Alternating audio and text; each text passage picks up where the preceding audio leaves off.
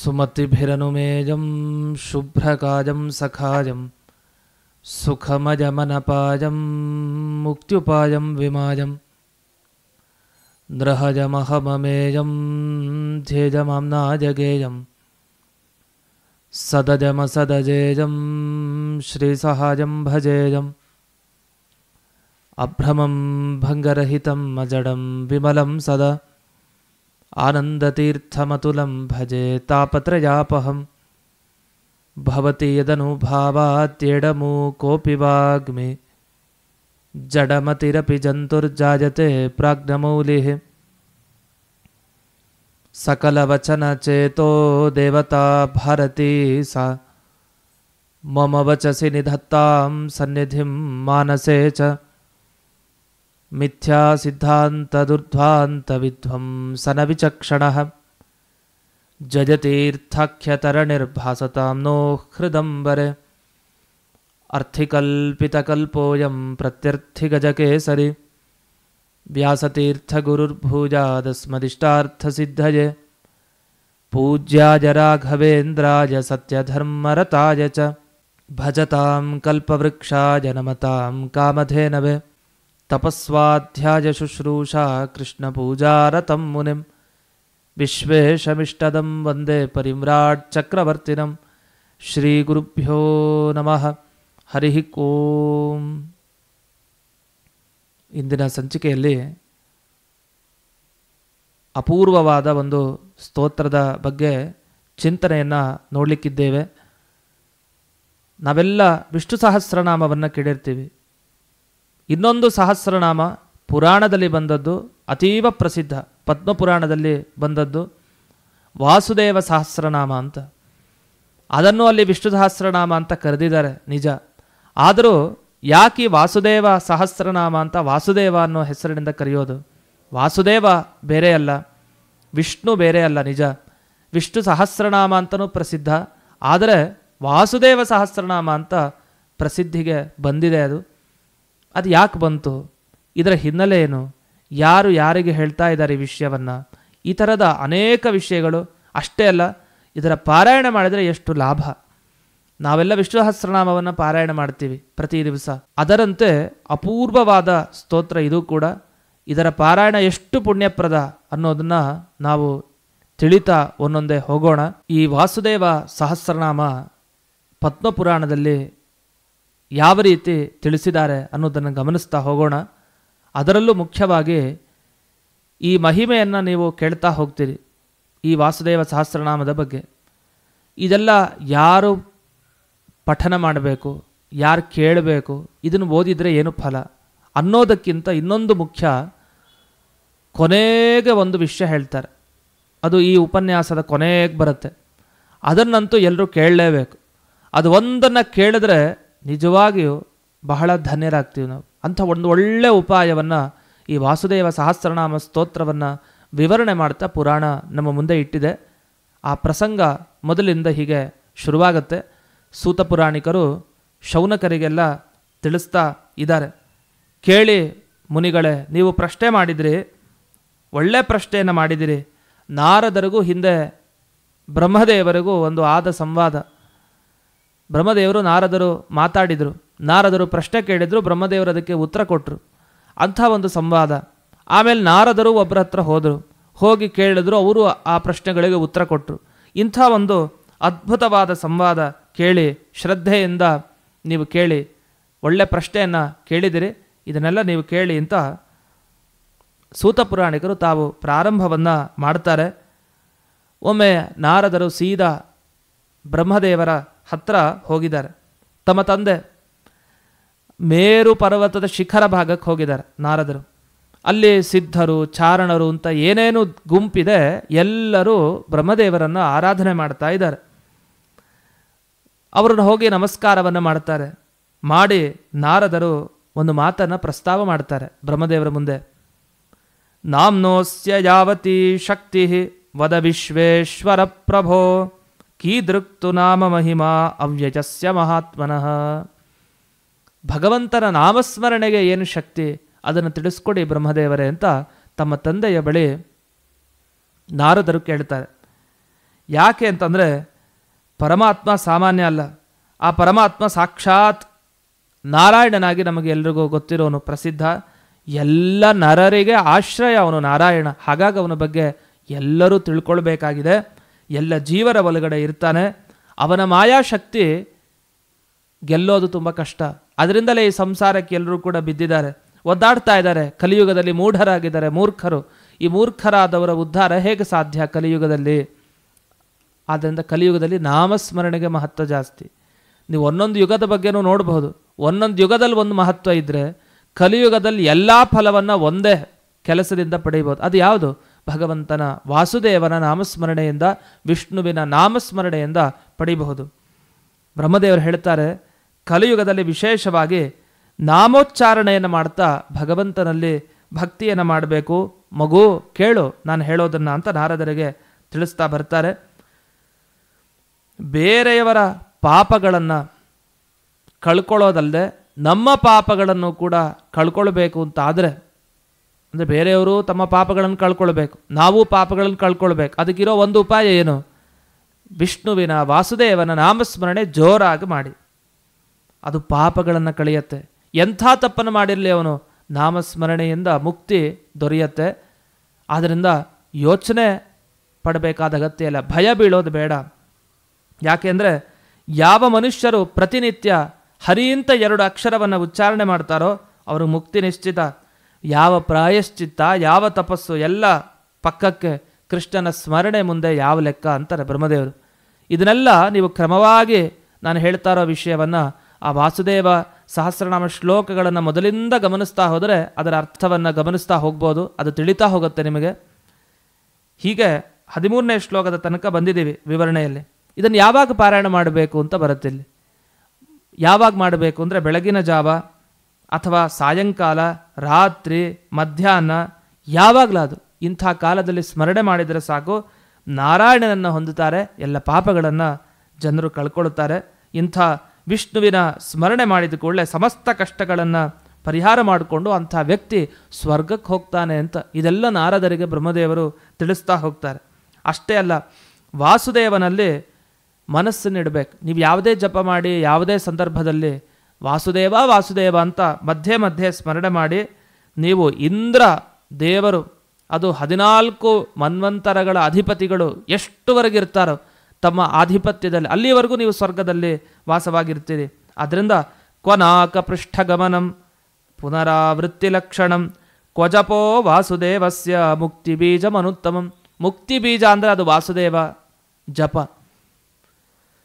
ಅದರಿಂದ ಕ್ವನಾಕ ಪೃಷ್ಠಗಮನಂ, ಸ್ವರ್ಗಕ್ಕೆ ಹೋದ್ಮೇಲೆ ವಾಪಸ್ ಬೆನ್ನು ಹಾಕೋದಿಲ್ವೇ ಇಲ್ಲ, ವಾಪಸ್ ಬರೋದು ಅಂತಿಲ್ಲ, ಸ್ವರ್ಗಕ್ಕೆ ಬೆನ್ನು ಹಾಕೋದು ಅಂತಿಲ್ಲ ಅಂತರ್ಥ. ಆದ್ದರಿಂದ ಪುನರಾವೃತ್ತಿ ಲಕ್ಷಣಂ, ವಾಪಸ್ ಬರೋದು ಅಂತಿಲ್ಲ. ಒಮ್ಮೆ ವಾಸುದೇವನ ಜಪ ಮಾಡಿ ನೀವು ಸ್ವರ್ಗವನ್ನು ಪಡಿತೀರಿ, ನಂತರ ಮೇಲೆ ಊರ್ಧ್ವಲೋಕಗಳಿಗೆ ಹೋಗ್ತಾನೆ ಇರ್ತೀರಿ. ಆದ್ದರಿಂದ ಯಾರು ವಾಸುದೇವನ ನಾಮ ಜಪವನ್ನು ಮಾಡ್ತಾರೆ, ಬಾಯ್ಬಿಟ್ಟು ಹೇಳ್ತಾರೆ, ನೆನಪಿಸ್ಕೊಳ್ತಾ ಇದ್ದಾರೆ, ಅವರ ಮುಖ ಅದು ತೀರ್ಥ ಅಂತೆ, ಅವರ ದೇಹ ಅದು ಪವಿತ್ರ ಕ್ಷೇತ್ರ ಅಂತೆ. ಲೆಕ್ಕ ಹಾಕೊಳ್ಳಿ, ನಮ್ಮ ದೇಹ ಕ್ಷೇತ್ರ ಆಗತ್ತಾ, ನಮ್ಮ ಬಾಯಿ ತೀರ್ಥ ಆಗತ್ತಾ? ಹೌದು, ವಾಸುದೇವನ ನಾಮಸ್ಮರಣೆ ಮಾಡಿದರೆ, ನಾಮ ಜಪವನ್ನು ಬಾಯ್ಬಿಟ್ಟು ಮಾಡಿದರೆ. ಅಷ್ಟೇ ಅಲ್ಲ, ಪ್ರತಿನಿತ್ಯ ತಪ್ಪದೆ ಯಾರು ಈ ವಾಸುದೇವ ಸಹಸ್ರನಾಮವನ್ನು ಸ್ಮರಣೆ ಮಾಡ್ತಾ ಜಪ ಮಾಡ್ತಾರೋ ಅವರು ಎಂದಿಗೂ ನರಕಕ್ಕೆ ಹೋಗೋದಿಲ್ಲ. ಸತ್ಯಂ ಸತ್ಯಂ ಪುನಃ ಸತ್ಯಂ ಭಾಷಿತಂ, ನಾನು ಹೇಳಿದ್ದು ಸತ್ಯ ಸತ್ಯ ಸತ್ಯ ಅಂತ 3 ಸಲ ಬ್ರಹ್ಮದೇವರು ನಾರದರಿಗೆ ತಿಳಿಸ್ತಾರೆ. ಅಷ್ಟೇ ಅಲ್ಲ, ರಾಮ ರಾಮೇತಿ ರಾಮೇತಿ ರಾಮೇತಿ ಚ ಪುನರ್ಜಪನ್ ಸಚಾಂಡಾಲೋಪಿ ಪೂತಾತ್ಮ ಜಾಯತೆ ನಾತ್ರ ಸಂಶಯ. 21ನೇ ಶ್ಲೋಕದಲ್ಲಿ ತಿಳಿಸ್ತಾರೆ ಇದನ್ನು. ರಾಮ ರಾಮ ರಾಮ ರಾಮ ಅಂತ ಇರಬೇಕಂತೆ. ಅಂದರೆ ಒಬ್ಬ ನೀಚನಾದವನು ಕೂಡ ಪವಿತ್ರನಾಗ್ತಾನೆ, ಸಂಶಯನೇ ಬೇಡ. ನಿಮಗೆ ಕುರುಕ್ಷೇತ್ರ, ಕಾಶಿ, ಗಯಾ, ದ್ವಾರಕೆ ಬೇಕಾ? ಒಮ್ಮೆ ನಾಮಸ್ಮರಣೆ ಮಾಡಿ ವಾಸುದೇವ ಸಹಸ್ರನಾಮ ಹೇಳ್ಕೊಳ್ಳಿ ಸಾಕು, ಅದೇ ಕುರುಕ್ಷೇತ್ರ, ಅದೇ ಗಯ ಅಂತ ಹೇಳ್ತಾರೆ. ಎಂಥ ಉತ್ತಮವಾದ ವಿಷಯವನ್ನು ಬ್ರಹ್ಮದೇವರು ತಿಳಿಸಿದ್ದಾರೆ. ಇದು ರಾಮನ ಸ್ಮರಣೆ ಆಯಿತು ನೋಡಿ. ವಾಸುದೇವ ಬೇರೆ ಅಲ್ಲ, ರಾಮ ಬೇರೆ ಅಲ್ಲ. ಮುಂದಕ್ಕೆ ಹೇಳ್ತಾರೆ ಕೃಷ್ಣ ಬೇರೆ ಅಲ್ಲ, ನರಸಿಂಹ ಬೇರೆ ಅಲ್ಲ, ಅವರ ಸ್ಮರಣೆನೂ ಮಾಡಿ ಅಂತ. ಅದಕ್ಕೆ ಇದನ್ನು ವಿಷ್ಣು ಸಹಸ್ರನಾಮ, ವಾಸುದೇವ ಸಹಸ್ರನಾಮ ಎರಡೂ ಶಬ್ದದಿಂದ ನಾವು ಕರೀಬಹುದು. ಕೃಷ್ಣ ಕೃಷ್ಣೇತಿ ಕೃಷ್ಣೇತಿ ವಾಯೋ ಜಪನ್ ಪಠನ್ ಇಹಲೋಕಂ ಪರಿತ್ಯಜ್ಯ ಮೋದತೆ ವಿಷ್ಣು ಸನ್ನಿಧೌ. ಕೃಷ್ಣ ಕೃಷ್ಣ ಅಂತ ಜಪ ಮಾಡ್ತಾ ಯಾರು ನಿರಂತರ ಪಠನ ಮಾಡ್ತಾ ಇರ್ತಾರೋ ಅಂಥವರು ಈ ಲೋಕ ಬಿಟ್ಟಾಗ ವಿಷ್ಣುವಿನ ಸನ್ನಿಧಾನಕ್ಕೆ ಹೋಗ್ತಾರೆ, ದೇವರ ಪಾದಾರವಿಂದ ಅವರಿಗೆ ಸಿಗತ್ತೆ ಈ ದೇಹ ತ್ಯಾಗ ಮಾಡಿದಾಗ ಅಂತ. ಅದನ್ನು ವಾಸುದೇವ ಸಹಸ್ರನಾಮ ನಿರಂತರ ಪ್ರತಿನಿತ್ಯ ನಾವು ಪಾರಾಯಣ ಮಾಡಬೇಕು. ಕೃಷ್ಣ ರಾಮ ಎಲ್ಲ ಸ್ಮರಣೆ ಮಾಡಬೇಕು. ಅಷ್ಟೇ ಅಲ್ಲ, ನರಸಿಂಹೇತಿ ಮುದಾ ವಿಪ್ರ, ನರಸಿಂಹ ಅಥವಾ ನರಸಿಂಹ ಇದನ್ನು ಸಂತೋಷದಿಂದ ಹೇಳಿದರೆ ಕಲಿಯುಗದಲ್ಲಿ ಒಬ್ಬ ಭಗವದ್ಭಕ್ತ ನರ ಈ ಪಾಪಗಳಿಂದ ಮುಕ್ತಿಯನ್ನು ಪಡೆದು ಸದ್ಗತಿಯನ್ನು ಪಡೀತಾನೆ. ಹೀಗೆ ಯಾರ್ಯಾರು ಆ ಭಗವಂತನಲ್ಲಿ ಮುಳುಗಿದಾರೋ ಅವರೆಲ್ಲರೂ ಆ ಭಗವಂತರನ್ನು ಹೊಂದುತ್ತಾರೆ. ಮತ್ಸ್ಯ, ಕೂರ್ಮ, ವರಾಹ, ನರಸಿಂಹ, ವಾಮನ, ರಾಮ, ಪರಶುರಾಮ, ಕೃಷ್ಣ, ಬುದ್ಧ, ಕಲ್ಕಿ ಎಲ್ಲ ದಶಾವತಾರಗಳನ್ನು ಹೆಸರನ್ನು ಹೇಳಿದರೆ ಸಾಕು, ನೆನಪಿಸ್ಕೊಂಡ್ರೆ ಬ್ರಹ್ಮಹತ್ಯ ಅಂಥ ದೊಡ್ಡ ದೋಷನೂ ಪರಿಹಾರ ಆಗುತ್ತೆ. ಇದನ್ನು ಬ್ರಹ್ಮದೇವರು ತಿಳಿಸ್ತಾ ಪ್ರಾತಃ ಕಾಲದಲ್ಲಿ ವಿಶೇಷವಾಗಿ ಜಪ ಮಾಡಿ ಸಂದೇಹನೇ ಬೇಡ ನಿಮಗೆ ಒಳ್ಳೆಯದಾಗತ್ತೆ ಅಂತ ಇದನ್ನು ನಾರದರಿಗೆ ಬ್ರಹ್ಮದೇವರು ತಾವು ತಿಳಿಸ್ತಾರೆ. ಅದರಿಂದ ಬೆಳಗಿನ ಜಾವ ಉಪವಾಸದಲ್ಲಿ ಮಾಡೋದು ಬಹಳ ಶ್ರೇಷ್ಠ. ತೊಂದರೆ ಇಲ್ಲ, ಒಂದು ದಿವಸ ತಪ್ಪೋಯ್ತು ಅಂತ ಯೋಚಿಸಬೇಡಿ. ಮಧ್ಯಾಹ್ನ, ಸಂಜೆ, ರಾತ್ರಿ ಒಟ್ಟು ವಾಸುದೇವ ಸಹಸ್ರನಾಮ ಪಾರಾಯಣ ಮಾಡದೆ ಬಿಡಬೇಡಿ. ಬ್ರಹ್ಮದೇವರು ಸಾಕ್ಷಾತ್ ನಾರದರಿಗೆ ಹೇಳ್ತಾರೆ. ಇಷ್ಟೆಲ್ಲ ಆದಮೇಲೆ ಸೂತ ಪುರಾಣಿಕರು ತಾವು ಶೌನಕರಿಗೆ ವಿವರಿಸ್ತಾರೆ, ನಾರದರು ಏನು ಮಾತಾಡಿದರು ಬ್ರಹ್ಮದೇವರ ಜೊತೆಗೆ. ಏನಿಲ್ಲ, ಆಮೇಲೆ ಮಾತಾಡ್ತಾರಂತೆ, ಅಲ್ಲ ದೇವತೆಗಳು ಬೇಕಾದಷ್ಟು ಜನ ಇದ್ದಾರೆ, ರುದ್ರ ಗಣಗಳು ಬೇಕಾದಷ್ಟಿದೆ, ಪಿತೃದೇವತೆಗಳು ಬೇಕಾದಷ್ಟು ಜನ ಇದ್ದಾರೆ, 100,000 ಸಾವಿರಾರು ಯಕ್ಷರು ಕಿನ್ನರರಿದ್ದಾರೆ. ಆದರೆ ಭಗವಂತನ ನಾಮಕ್ಕೆ ಇಷ್ಟೊಂದು ಮಹತ್ವ ಇದೆಯಾ? ಭೂತ ಪ್ರೇತ ಎಷ್ಟು ಗಣಗಳನ್ನು ನಾವು ಕೇಳಿದ್ದೀವಿ, ಆದರೆ ಯಾರ ಬಗ್ಗೆನೂ ಕೂಡ ಯಾರ ನಾಮಸ್ಮರಣೆಯು ಇಂಥ ಮಹತ್ವವನ್ನು ಪಡೆದಿಲ್ಲ, ಕೇಳಿಲ್ಲ, ನೋಡಲಿಲ್ಲ. ದೇವರ ವಿಷ್ಣುವಿನ ಮಹಾತ್ಮೆ, ವಾಸುದೇವನ ಮಹಾತ್ಮೆ ಇಷ್ಟೊಂದಿದೆಯಾ?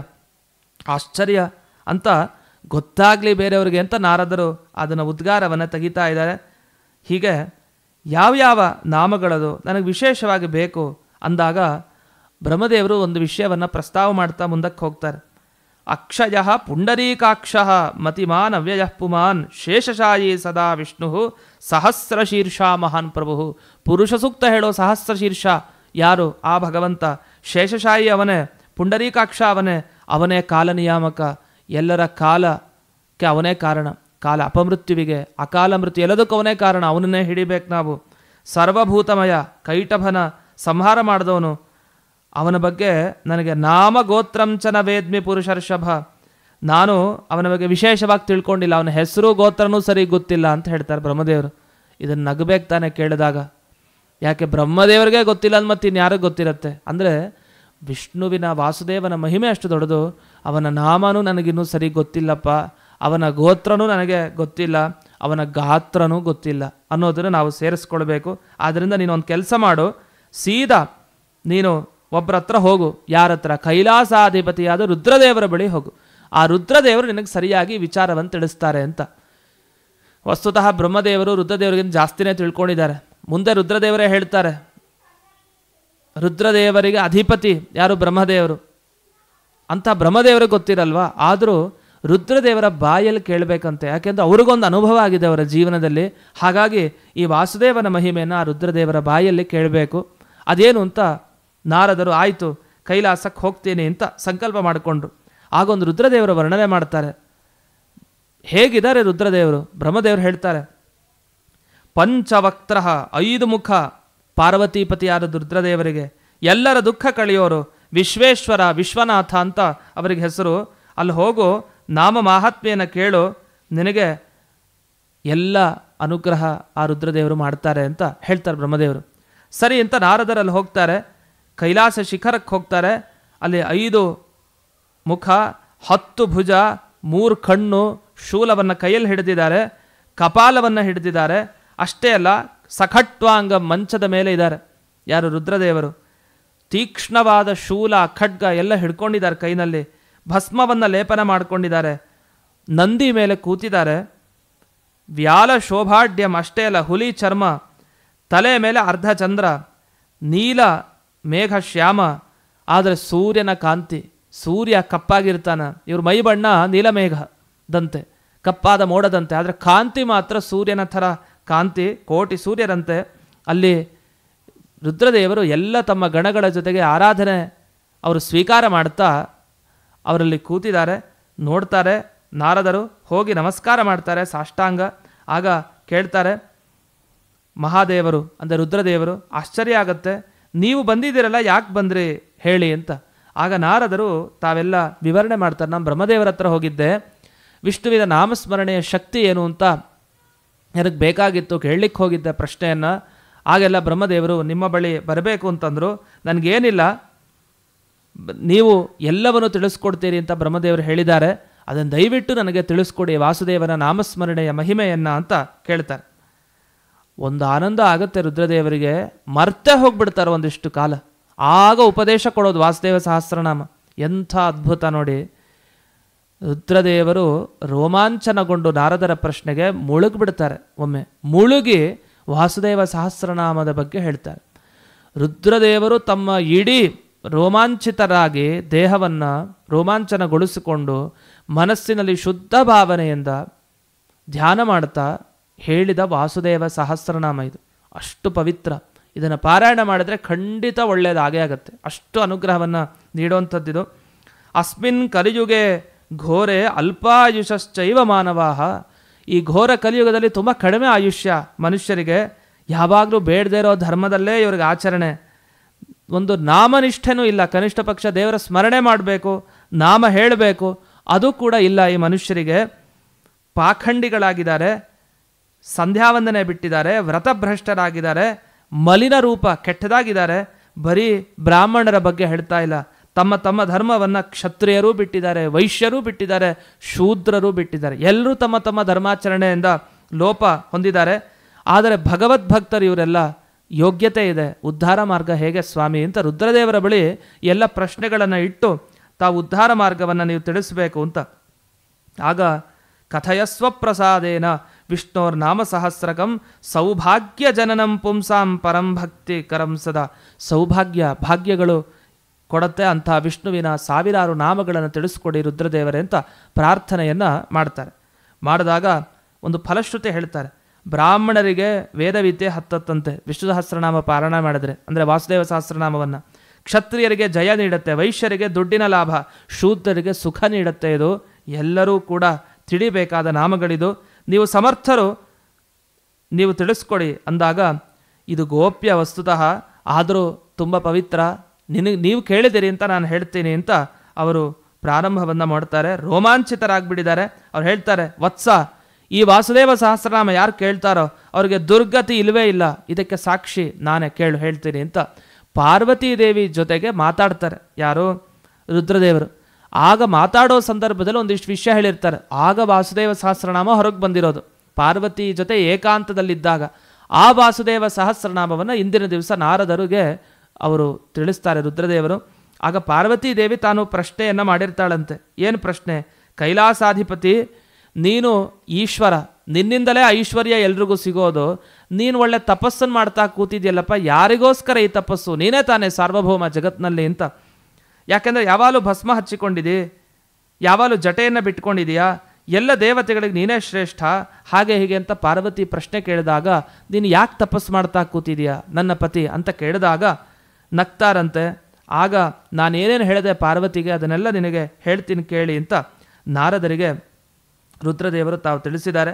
ಅಷ್ಟೊತ್ತಿಗೆ ಪುಷ್ಪವೃಷ್ಟಿಯನ್ನೆಲ್ಲ ಇಲ್ಲಿ ಮಾಡ್ತಾರೆ. ಯಾರು? ಆಗತಂ ನಾರದಂ ಜ್ಞಾತ್ವಾ ವಿಸ್ಮಯೋತ್ಫುಲ್ಲಲೋಚನಾ ಪುಷ್ಪವೃಷ್ಟಿಂ ಪ್ರಚಕ್ರುಸ್ತೆ ವೈಷ್ಣವ ದ್ವಿಜಸತ್ತಮಾಹ. ಅಲ್ಲಿ ನಾರದರು ಬಂದಿದ್ದಾರೆ ಅಂತ ವಿಷಯ ಗೊತ್ತಾಯ್ತಲ್ಲ ಅಲ್ಲಿ ರುದ್ರದೇವರ ಹತ್ರ. ಹಾಗೆಲ್ಲ ಪುಷ್ಪವೃಷ್ಟಿನೂ ಕೂಡ ಆಯ್ತಂತೆ. ಪಾದ್ಯಾರ್ಘ್ಯ ಎಲ್ಲ ಕೊಟ್ಟು ಎಲ್ಲ ಆಯಿತು, ಅರ್ಚನೆಯೂ ಕೂಡ. ಆಮೇಲೆ ಇವರು ನಮಸ್ಕಾರ ಮಾಡಿ ನಾರದರು ತಾವು ಕೇಳಿದರು. ಆಗ ಅವರು ಉತ್ತರ ಕೊಡಲಿಕ್ಕೆ ಅಂತ ಶುರು ಮಾಡಿದ ಘಟನೆ ಅದು. ಯಾವಾಗಲೂ ಜಪ ಯಾರ ಬಗ್ಗೆ ಮಾಡ್ತೀರಿ ಅಂತೆಲ್ಲ ಪಾರ್ವತೀ ದೇವಿ ಪ್ರಶ್ನೆ ಕೇಳಿದ್ಲಲ್ಲ, ಅದಕ್ಕೆ ರುದ್ರದೇವರು ಉತ್ತರ ಕೊಡ್ತಾ ಹೋಗ್ತಾರೆ. ಈಗ ನಾವು 89-90ನೇ ಶ್ಲೋಕದಲ್ಲಿ ಇದ್ದೀವಿ. ಅವ್ರು ಹೇಳ್ತಾರೆ, ಇದು ಗೋಪ್ಯ ಆದರೂ ಕೂಡ ನೀನು ಕೇಳಿದೀಯಾ ಪಾರ್ವತಿ, ಅದಕ್ಕೋಸ್ಕರ ನಿನಗೆ ನಾನು ತಿಳಿಸ್ತೇನೆ. ಏನಿಲ್ಲ, ಹಿಂದೆ ಕೃತಯುಗದಲ್ಲಿ, ಸತ್ಯಯುಗ ಅಂತ ಕರೀತಾರೆ ಕೃತಯುಗಕ್ಕೆ, ಆಗ ವಿಷ್ಣುವಿನ ಆರಾಧನೆ ಜಾಸ್ತಿ ನಡೀತಾ ಇತ್ತು. ನಾನು ಅಂದುಕೊಂಡೆ, ಏನು ಎಲ್ಲರೂ ವಿಷ್ಣುವಿನ ಆರಾಧನೆಯನ್ನೇ ಮಾಡ್ತಾರೆ, ನಮಗೆಲ್ಲ ಏನಿಲ್ಲ. ಯಾಕೆಂದರೆ ವಿಷ್ಣು ಆರಾಧನೆ ಮಾಡೋರಿಗೆ ಯಾವುದೇ ದುಃಖನೂ ಕೂಡ ಇಲ್ಲ. ಅವರು ಯಾವುದೇ ಒಂದು ಗಯಾಶ್ರಾದ್ದ ಆಗಲಿ, ವೇದ ಪಾಠ ಮಾಡೋದಾಗಲಿ, ತಪಸ್ಸಾಗಲಿ, ಗುರು ಶುಶ್ರೂಷೆ ಆಗಲಿ, ವರ್ಣಾಶ್ರಮ ಕರ್ಮಗಳಾಗಲಿ ಏನು ಮಾಡದೇ ಇದ್ರೂ ಚಿಂತೆ ಇಲ್ಲ, ಇದು ವಿಷ್ಣು ನಾಮಸ್ಮರಣೆ ಅಂತೂ ಮಾಡಬೇಕಂತೆ. ಅಷ್ಟನ್ನು ಮಾಡಿದರೆ ಏನು ಫಲ ಸಿಗುತ್ತೋ ಅದು ವಾಸುದೇವ ಸಹಸ್ರನಾಮ ಪಾರಾಯಣ ಮಾಡಿದರೆ ಅಷ್ಟು ಫಲ ಸಿಗುತ್ತೆ.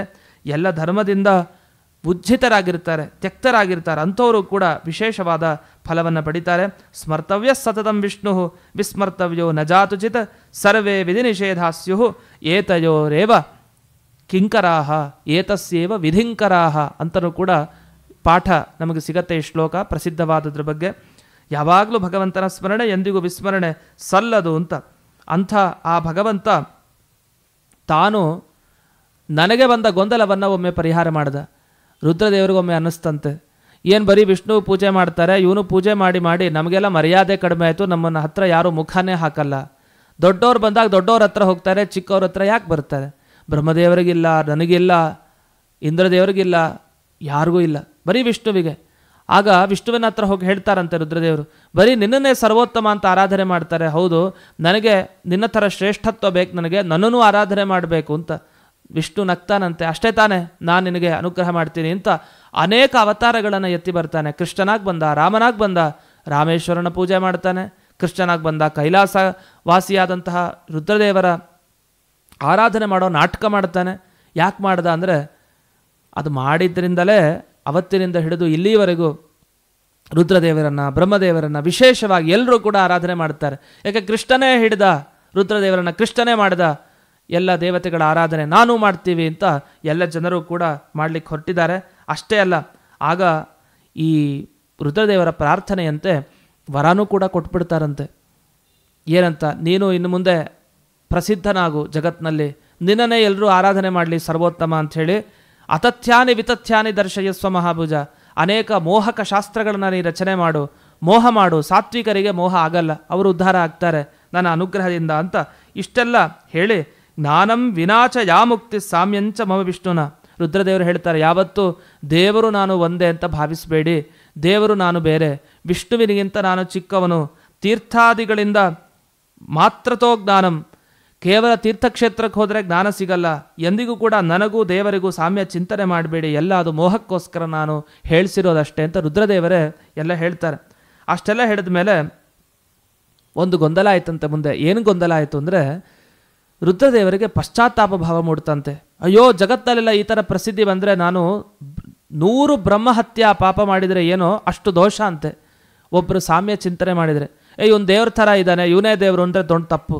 ಯಾರನ್ನೂ ಹಾಗೆ ಬಾಯಿ ಮಾತಿಗೂ ಅನ್ಲಿಕ್ಕೆ ಹೋಗಬಾರ್ದು.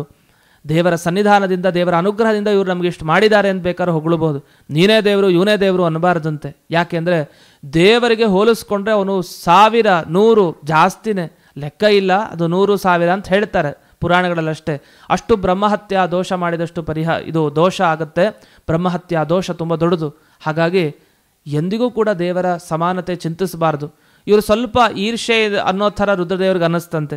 ದೇವ್ರಿಗೆ ಜಾಸ್ತಿ ಮರ್ಯಾದೆ ನನಗೂ ಬೇಕು ಅಂತ ಕೇಳ್ಕೊಂಬಿಟ್ರು. ಆಮೇಲೆ ಅನ್ನಿಸ್ತು, ಏನು ಮಾಡೋದು, ಇದರ ಪಾಪ ಪ್ರಾಯಶ್ಚಿತ್ತ ಏನು ಮಾಡ್ಕೊಡೋದು.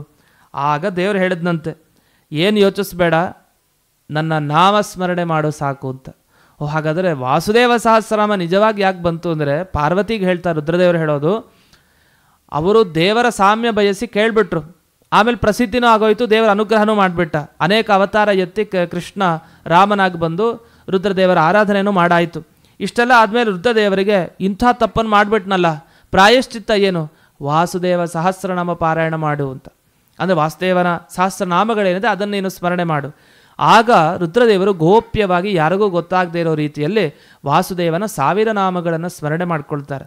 ಮಾಡಿದರ ಫಲನೇ ಅವರಿಗೆ ಏನೇನು ಈ ಪ್ರಚಾರ ಮಾಡಬೇಕಾಗಂತೂ ಆ ಎಲ್ಲದರ ದೋಷ ಪರಿಹಾರ ಆಯ್ತಂತೆ. ರುದ್ರದೇವರೇ ತಮ್ಮ ಈ ಒಂದು ಕೆಲಸಕ್ಕೆ ಪ್ರಾಯಶ್ಚಿತ್ತ ಮಾಡ್ಕೊಂಡು ಪರಿಹಾರ ಮಾಡ್ಕೊಂಡಿದ್ದಾರೆ ಅಂದರೆ ಲೆಕ್ಕ ಹಾಕೊಡಿ, ಎಷ್ಟು ಪವಿತ್ರ, ಎಷ್ಟು ಶಕ್ತಿ ಈ ವಾಸುದೇವ ಸಹಸ್ರನಾಮಕ್ಕಿದೆ ಅಂತ ಗೊತ್ತಾಗತ್ತೆ. ಅದರಲ್ಲಿ ರುದ್ರದೇವರು ಸಾಧು ಸಾಧು ತ್ವಯಾ ಪೃಷ್ಟಂ ವಿಷ್ಣೋರ್ಭಗವತಃ ಪ್ರಿಯೇ ನಾಮ್ನಾಂ ಸಹಸ್ರಂ ವಕ್ಷ್ಯಾಮಿ ಮುಖ್ಯಂ ತ್ರೈಲೋಕ್ಯ ಮುಕ್ತಿದಂ. 3 ಲೋಕಗಳಿರೋ ಜನರಿಗೆ ಮುಕ್ತಿ ನೀಡುವಂತಹ ಈ ವಾಸುದೇವ ಸಹಸ್ರನಾಮ, ಅಲ್ಲಿ ವಾಸುದೇವ ಅನ್ನೋ ಶಬ್ದ ಬಳಸದೇ ಇರಬಹುದು, ವಿಷ್ಣೋಹೋ ನಾಮ್ನಾಂ ಸಹಸ್ರಂ ಅಂತಲೇ ಹೇಳ್ತಾರೆ. ಕನ್ಫ್ಯೂಸ್ ಆಗಬೇಡಿ, ವಿಷ್ಣು ಸಹಸ್ರನಾಮನೇ ಹೇಳ್ತೀನಿ. ಆದರೆ ನಾವು ಪ್ರತಿನಿತ್ಯ ಪಾರಾಯಣ ಮಾಡೋ ವಿಷ್ಣು ಸಹಸ್ರನಾಮ ಇದಲ್ಲ, ಅದಕ್ಕೆ ವಾಸುದೇವ ಸಹಸ್ರನಾಮ ಅಂತಲೂ ಇದಕ್ಕೆ ಪ್ರಸಿದ್ಧಿ ಬಂದಿದೆ. ಅದು ಹೇಗೆ ನೋಡಿ, ಅವರು ಅಸ್ಯ ಶ್ರೀ ವಿಷ್ಣೋರ್ನಾಮ ಸಹಸ್ರಸ್ತೋತ್ರಸ್ಯ ಮಹಾದೇವ ಋಷಿ ಅನುಷ್ಠುಪ್ ಛಂದ ಪರಮಾತ್ಮ ದೇವತಾ. ಪರಮಾತ್ಮನೇ ದೇವತೆ. ಇದಕ್ಕೆ ಋಷಿಗಳು ಕಂಡು ಹಿಡಿದವರು ಯಾರು? ರುದ್ರದೇವರೇ. ಅನುಷ್ಠುಪ್ ಛಂದ, ಅನುಷ್ಠುಪ್ ಛಂದಸ್ಸು ಅದು ವಾಸುದೇವ ಸಹಸ್ರನಾಮ ಎಲ್ಲಿಂದ ಬರಬೇಕು? ದೇವರೇ ಹೇಳೋದ್ನ ಅದು ಸ್ಫುರಣೆ ಆಯ್ತಂತೆ ರುದ್ರದೇವರಿಗೆ. ವಾಸುದೇವನ ಸಹಸ್ರನಾಮಗಳು 1000 ನಾಮಗಳು. ನಂತರ ಧರ್ಮ ಅರ್ಥ ಕಾಮ ಮೋಕ್ಷಾರ್ಥೇ ಜಪೇ ವಿನಿಯೋಗ ಅಂತ ಹೇಳ್ತಾ ಮೊದಲಿಗೊಂದು ಮಂತ್ರ ಬರುತ್ತೆ. ಓಂ ವಾಸುದೇವಾಯ ವಿದ್ಮಹೆ ಮಹಾಹಂಸಾಯ ಧೀಮಹಿ ತನ್ನೋ ವಿಷ್ಣು ಪ್ರಚೋದಯಾತ್. ಇಲ್ಲಿ ವಾಸುದೇವಾಯ ಧೀಮಹಿ ಅಂತ ವಾಸುದೇವನ ಧ್ಯಾನ ಮಾಡೋಣ ಅಂತ ಹೇಳಿರೋದ್ರಿಂದ ಇದಕ್ಕೆ ವಾಸುದೇವ ಸಹಸ್ರನಾಮ ಅಂತ ಪ್ರಸಿದ್ಧಿ ಬಂದಿರೋದು. ಅಂಗನ್ಯಾಸ ಕರನ್ಯಾಸ ಎಲ್ಲ ವಿಶೇಷವಾಗಿ ವರ್ಣನೆ ಮಾಡ್ತಾ ಹೋಗ್ತಾರೆ. ಓಂ ಕ್ಲೀಂ ಕೃಷ್ಣಾಯ ವಿದ್ಮಹೆ ಹ್ರೀಂ ರಾಮಾಯ ಧೀಮಹಿ ತನ್ನೋ ದೇವ ಪ್ರಚೋದಯಾತ್. ಓಂ ನಮೋ ನಾರಾಯಣಾಯ ಪುರುಷಾಯ ಮಹಾತ್ಮನೆ ವಿಶುದ್ಧ ಸತ್ವಧಿಷ್ಣ್ಯಾಯ ಮಹಾಹಂಸಾಯ ಧೀಮಹಿ. ನಾರಾಯಣನ ಧ್ಯಾನ, ಕೃಷ್ಣನ ಧ್ಯಾನ. ಓಂ ಹ್ರಾಂ ಹ್ರೀಂ ಹ್ರೂಂ ಹ್ರೈಂ ಹ್ರೌಂ ಹ್ರಃ. ಎಂಥೆಂಥ ಅಪರೂಪದ ಮಂತ್ರಗಳು ಇದೆಲ್ಲ. ಅಷ್ಟೇ ಅಲ್ಲ, ಕೃಷ್ಣನ ಪ್ರಾರ್ಥನೆ ಆಯಿತು. ಕ್ಷೌಂ ನೃಸಿಂಹಾಯ ವಿದ್ಮಹೆ ಶ್ರೀ ಶ್ರೀಕಂಠಾಯ ಧೀಮಹಿ ತನ್ನೋ ವಿಷ್ಣು ಪ್ರಚೋದಯಾತ್. ಓಂ ವಾಸುದೇವಾಯ ವಿದ್ಮಹೆ ದೇವಕೀ ಸುತಾಯ ಧೀಮಹಿ ತನ್ನಃ ಕೃಷ್ಣ ಪ್ರಚೋದಯಾತ್. ಹೀಗೆ ಅನೇಕ ನಾಮಗಳನ್ನು ಇಲ್ಲಿ ಸ್ಮರಣೆ ಮಾಡ್ತಾ ಮಂತ್ರಗಳನ್ನು ಇಲ್ಲಿ ವಿಶೇಷವಾದ ಹೇಳಿದ್ದಾರೆ. ಆಮೇಲೆ ಕ್ಲೀಂ ಕೃಷ್ಣಾಯ ಗೋವಿಂದಾಯ ಗೋಪೀಜನವಲ್ಲಭಾಯ ನಮಃ ಸ್ವಾಹ ಅಂತ ಇದೆ. ಇಷ್ಟನ್ನು ಹೇಳಿ ಆ ವಾಸುದೇವ ಸಹಸ್ರನಾಮವನ್ನು ಶ್ರೀನಿವಾಸಂ ಜಗನ್ನಾಥಂ ತಸ್ಯ ಸ್ತೋತ್ರಂ ಪಠೇತ್ಸುದೀಹಿ ಅಂತ ಆಮೇಲೆ ಈ ಸ್ತೋತ್ರವನ್ನು ಪಾರಾಯಣ ಮಾಡಲಿಕ್ಕೆ ಶುರು ಮಾಡಬೇಕಂತೆ. ಮೊದಲನೇ ನಾಮ ಏನು? ವಾಸುದೇವ ಸಹಸ್ರನಾಮ. ವಿಶ್ವಂ ವಿಷ್ಣುರ್ ವಷಟ್ಕಾರ ಅಂತ ಬಂತು ಅಲ್ಲಿ. ಅದು ವಿಷ್ಣು ಸಹಸ್ರನಾಮ ಆಯಿತು. ಅದು ವಿಶ್ವ ಸಹಸ್ರನಾಮ ಆಗಬೇಕಾಗಿತ್ತು. ವಿಶ್ವಂ ವಿಷ್ಣು ಅಂದರೂ ವಿಷ್ಣು ಸಹಸ್ರನಾಮ ಅಂತ ಪ್ರಸಿದ್ಧಿಗೆ ಬಂತು. ಯಾಕೆಂದರೆ ನಾಮ್ ಸಹಸ್ರಂ ಅಂತಲ್ಲಿ ವಿಷ್ಣು ಅಂತ ಶಬ್ದ ಹೇಳೋದ್ರಿಂದ ಆ ರೀತಿ ಪ್ರಸಿದ್ಧಿ ಬಂತು. ಇಲ್ಲಿ ಓಂ ವಾಸುದೇವ ಪರಂ ಬ್ರಹ್ಮ ಪರಮಾತ್ಮ ಪರಾತ್ಪರಃ ಅಂತ ಪ್ರಾರಂಭ ಆಗುತ್ತೆ. ಈ ರೀತಿ ಅಪೂರ್ವವಾದ ವಾಸುದೇವ ನಾಮದಿಂದ ಇಲ್ಲಿ ಪ್ರಾರಂಭವನ್ನು ಮಾಡ್ತಾರೆ. ಅಪರೂಪದ ಹೆಸರುಗಳು ಇಲ್ಲಿ ಬಂದಿರುವಂಥದ್ದು. ವಿಷ್ಣು ಸಹಸ್ರನಾಮದಲ್ಲಿ ಬರುವಂಥ ಕೆಲವು ಹೆಸರುಗಳನ್ನು ಕೂಡ ಇಲ್ಲಿ ನಾವು ನೋಡ್ಬೋದು. ಈ ರೀತಿ ಈ ವಾಸುದೇವ ಸಹಸ್ರ ನಾಮದ ಪ್ರಾರಂಭ ಆಗುತ್ತೆ. ಸುಮಾರು ಶ್ಲೋಕಗಳು ನಮಗೆ ಈ ವಾಸುದೇವ ಸಹಸ್ರನಾಮದಲ್ಲಿ ಸಿಗತ್ತೆ. ನೀವು ಪ್ರಾರಂಭದಲ್ಲಿ ಈ ವಾಸುದೇವ ಸಹಸ್ರನಾಮ ಯಾಕೆ ಬಂತು, ಯಾರಿಗೋಸ್ಕರ, ಏನು ಎತ್ತ ಅನ್ನುವ ವಿಚಾರಗಳೆಲ್ಲ ಬಂತು. ಅದರ ಜೊತೆಗೆ ಫಲಶ್ರುತಿಯನ್ನು ಅನಂತರ ತಿಳಿಸ್ತಾ ಹೋಗ್ತಾರೆ. ಅದರಲ್ಲಿ ಏನೇನು ಫಲಶ್ರುತಿ ಅಂತ ಇಲ್ಲಿ ಗಮನಿಸ್ತಾ ಹೋಗೋಣ. ಇದು ಕೊನೆಯ ಭಾಗಗಳಲ್ಲಿ ನಿಮಗೆ ಸಿಗತ್ತೆ. ಮಧ್ಯದವರೆಗೆ ನಿಮಗೆ ಪೂರ್ಣ ಫಲಶ್ರುತಿ ಇರೋದಿಲ್ಲ. ಕೇವಲ ನಾಮಸ್ಮರಣೆಯನ್ನು ಮಾತ್ರ ಮಾಡ್ತಾ ಹೋಗಿದ್ದಾರೆ. ಯಾವ ನಾಮ ಅಂತ ಒಟ್ಟು ಒಂದು 101 ಶ್ಲೋಕದಿಂದ ಪ್ರಾರಂಭ ಆಗುತ್ತೆ. ಹಾಗೆ 294ವರೆಗೆ ಆ ಶ್ಲೋಕಗಳು ಸಿಗುತ್ತೆ. ಸುಮಾರು ಶ್ಲೋಕಗಳು ಬಂತು. ಅಲ್ಲಿ ಸಹಸ್ರನಾಮಗಳ ಸಮಾಪ್ತಿ ಅಷ್ಟರಲ್ಲಿ ಆಗಿದೆ. ಫಲ ಏನು ಈ ವಾಸುದೇವ ಸಹಸ್ರನಾಮಕ್ಕೆ ಅಂತ ನೋಡೋಣ. ಕೊನೆಯ ಭಾಗಕ್ಕೆ ಬರ್ತಾ ಈ ವಾಸುದೇವ ಸಹಸ್ರನಾಮ ಅದನ್ನು ಹೇಳ್ತಾರೆ. ಇತ್ಯೇತದ್ ವಾಸುದೇವಸ್ಯ ವಿಷ್ಣೋಹೋ ನಾಮ ಸಹಸ್ರಕಂ. ವಾಸುದೇವ ಬೇರೆ ಅಲ್ಲ, ವಿಷ್ಣು ಬೇರೆ ಅಲ್ಲ. ಇಬ್ಬರ ಈ 1000 ನಾಮ ಪಾರಾಯಣ ಮಾಡಿದರೆ ಸರ್ವಾಪರಾಧ ಶಮನಂ, ಎಲ್ಲ ಅಪರಾಧಗಳಿಂದ ಮುಕ್ತಿ, ಭಕ್ತಿಯ ವಿವೃದ್ಧಿ, ಅಕ್ಷಯ ಲೋಕಾವಾಪ್ತಿ, ಸಮಸ್ತರಿಗೂ ಸುಖ ನೀಡುತ್ತೆ, ಶಾಂತಿ ನೀಡುತ್ತೆ, ವಿಘ್ನ ಪರಿಹಾರ, ಋಣತ್ರಯ ಪರಿಹಾರ, ಧನಧಾನ್ಯ ಸಂಪತ್ತಿನ ಲಾಭ, ರಾಜ್ಯ ನೀಡುತ್ತೆ, ಭೂತಗ್ರಹ ವಿಷಧ್ವಂಸಿ ಗ್ರಹ ಪೀಡಾ ವಿನಾಶನಂ, ಈ ಎಲ್ಲ ಪೀಡೆಗಳ ಪರಿಹಾರ. ಅಷ್ಟೇ ಅಲ್ಲ, ನೀವೆಲ್ಲ ಪಾರಾಯಣ ಮಾಡಿದರೆ ಸಮಸ್ತ ವೇದ ರಾಶಿ ಪುರಾಣ ಎಲ್ಲ ಮಾಡಿದರೆ ಏನು ಫಲನೋ ಅದು ಇದು ಒಂದರಿಂದ ಮಾಡಿದರೆ ಸಿಗತ್ತೆ. ಇದಂ ಭದ್ರೇ ತ್ವಯಾ ಗೋಪ್ಯಂ, ಇದು ತುಂಬ ಭದ್ರ ಮಂಗಳಕರ. ಇದನ್ನು ಸ್ವಾರ್ಥೈಕ ಸಿದ್ಧೆಯೇ, ನಮ್ಮ ಅಭೀಷ್ಟಗಳ ಸಿದ್ಧಿಗೋಸ್ಕರ ಅವಶ್ಯ ಪ್ರತಿನಿತ್ಯ ಪಾರಾಯಣ ಮಾಡಬೇಕು. ಆದರೆ ಒಂದು ಎಚ್ಚರ, ಯಾರು ಅವೈಷ್ಣವನೋ ವಿಷ್ಣು ದ್ರೋಹಿಯೋ ಅವನಿಗೆ ಎಂದಿಗೂ ಇದನ್ನು ಕೊಡಬೇಡಿ. ದೇಯಂ ಯಾರಿಗೆ ಕೊಡಬೇಕು? ಮಗುವಿಗೆ ಹೇಳ್ಕೊಡಿ, ಮನೆಯಲ್ಲಿ ಶಿಷ್ಯರಿಗೆ ಹೇಳ್ಕೊಡಿ, ಒಳ್ಳೆ ಸ್ನೇಹಿತನಿಗೆ ಹೇಳ್ಕೊಡಿ. ಅದನ್ನು ಹೇಳ್ತಾರೆ ಇಲ್ಲಿ ರುದ್ರದೇವರೇ ಹೇಳಿದ್ದು ಪಾರ್ವತಿಗೆ. ದೇಯಂ ಪುತ್ರಾಯ ಶಿಷ್ಯಾಯ ಸಹೃದೆ ಹಿತಕಾಮ್ಯಯ. ಎಂದಿಗೂ ಕೂಡ ಭಕ್ತಿ ಶ್ರದ್ಧೆ ಇಲ್ಲದೇ ಇರೋರಿಗೆ, ದೇವರು ನಾನು ಒಂದೇ ಅಂತ ಹೇಳೋರಿಗೆ ಮಾತ್ರ ಇದನ್ನು ಉಪದೇಶ ಮಾಡಬೇಡಿ. ಕಲಿಯುಗದಲ್ಲಿ ಶೀಘ್ರ ಫಲಪ್ರದ ಇದು. ಯಾಕೆಂದರೆ ಭಾಗ್ಯಹೀನಾನಾಂ, ಯಾರು ಭಾಗ್ಯವನ್ನು ಕಳ್ಕೊಂಡಿರ್ತಾರೆ, ದಾರಿದ್ರ್ಯತನದಲ್ಲಿರ್ತಾರೆ, ಅಂಥವರಿಗೆ ಇದು ವಿಶೇಷವಾಗಿ ಫಲವನ್ನು ಕೊಡೋದು. ಯಾಕೆಂದರೆ ಕೃತಯುಗದಲ್ಲಿ ಧ್ಯಾನಕ್ಕೆ ಪ್ರಾಶಸ್ತ್ಯ, ಮತ್ತು ತ್ರೇತಾಯುಗದಲ್ಲಿ ಯಜ್ಞಕ್ಕೆ ಪ್ರಾಶಸ್ತ್ಯ, ದ್ವಾಪರ ಯುಗದಲ್ಲಿ ಅರ್ಚನೆಗೆ ಪ್ರಾಶಸ್ತ್ಯ, ದೇವರ ಪೂಜೆಗೆ. ಕಲಿಯುಗದಲ್ಲಿ ಕಲವು ಸಂಕೀರ್ತ್ಯ ಕೇಶವಂ, ಕೇಶವನ ಕೀರ್ತನೆಗೆ ಪ್ರಾಶಸ್ತ್ಯ. ಅದನ್ನು ವಿಷ್ಣುವಿಗಿಂತ ಯಾವ ಧರ್ಮ ಇಲ್ಲ, ವಿಷ್ಣುವಿಗಿಂತ ಯಾವುದೇ ಮಂತ್ರ ಇಲ್ಲ, ವಿಷ್ಣುವಿಗಿಂತ ಸತ್ಯವಾದ ವಸ್ತುನೇ ಸಿಗಲ್ಲ. ವಾಜಪೇಯ 1000 ಮಾಡಿದರೆ ಯಾಗ ಎಷ್ಟು ಫಲನೋ ಅಷ್ಟು ಭಗವಂತನ ಈ ಒಂದರಿಂದ ಸಿಗತ್ತೆ ಅಂತ ಇಷ್ಟೆಲ್ಲ ಹೇಳ್ತಾ ಪಾರ್ವತೀ ದೇವಿ ತಾನು ಕೃತಾರ್ಥಳಾದೆ ಅಂತ ಇದನ್ನೆಲ್ಲ ಕೇಳಿ ಹೇಳ್ತಾಳೆ.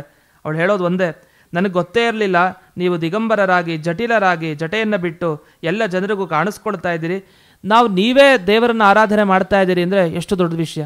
ಅದು ಒಂದ್ಸಲಿ ಹಸಿವಾಗ್ಬಿಡ್ತಂತೆ ಪಾರ್ವತಿಗೆ. ಹಸಿವಾದಾಗ ಚಿಕ್ಕ ವಯಸ್ಸಿನ ಘಟನೆ ಹೇಳ್ತಾಳೆ ಪಾರ್ವತಿ ಈ ಸಂದರ್ಭದಲ್ಲಿ. ಅವ್ರ ತಂದೆನ ದಕ್ಷನ ಹತ್ರ ಕೇಳ್ತಾರಂತೆ ಹಸಿವಾಗಿದೆ ಬೇಕು ಅಂತ.